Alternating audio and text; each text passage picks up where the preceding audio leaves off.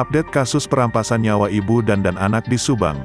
Ada pernyataan penting dari Mulyana terkait kasus ini, kasus yang menjadi sorotan masyarakat luas. Namun sebelum lanjut, pastikan jari Anda sudah menekan tombol subscribe, dan jangan lupa aktifkan tombol notifikasinya ya. Jika sudah, mari kita lanjut. Mulyana adalah adik dari Yosef, sempat mencurigai kakaknya bersama Yoris dan Mimin sebagai pelaku pembunuhan yang merenggut nyawa Tuti Suhartini dan Amalia Mustika Ratu. Pada kasus pembunuhan tersebut, yang terjadi pada tanggal 18 Agustus tahun 2021 lalu itu, Mulyana mencurigai Yosef, Yoris dan Mimin sebagai pelaku pembunuhan Tuti Suhartini dan Amalia Mustika Ratu, karena merupakan orang dekat dari kedua korban. Yosef merupakan suami sekaligus ayah dari Tuti Suhartini dan Amel yang meninggal dalam kasus pembunuhan Subang, sementara Yoris ialah anak dan kakak dari korban. Lalu Mimin ialah istri muda dari Yosef. Adapun alasan adik Yosef, Mulyana yang di awal kejadian kasus pembunuhan Subang sempat mencurigai Yosef, Yoris dan Mimin sebagai pelaku pembunuhan ibu dan anak di Subang, sebab dirinya mendengar berdasarkan hasil pemeriksaan di tempat kejadian perkara, menyebutkan kalau hasil olah TKP tak ada pintu yang rusak. Saya berkesimpulan kalau pintu tidak rusak berarti pelakunya orang-orang dekat atau orang-orang yang mengenal korban. Jadi kecurigaan saya saat itu kepada Yosef, Mimin, dan Yoris, ucap Mulyana. Pernyataan Mulyana itu muncul waktu diwawancara di kanal YouTube Misteri Mbak Suci, yang tayang pada Kamis, tanggal 9 Desember tahun 2021.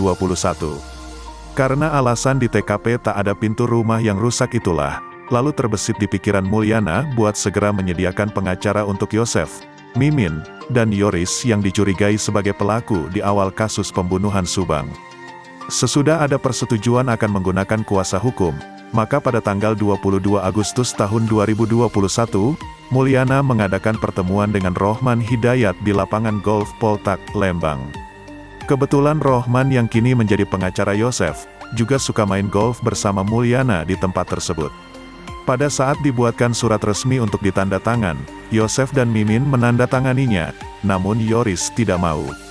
Padahal banyak saksinya di malam sebelumnya Yoris setuju, ujar Mulyana. Tetapi pada akhirnya, Yoris pun menggunakan pengacara, tetapi berbeda dengan pengacara Yosef.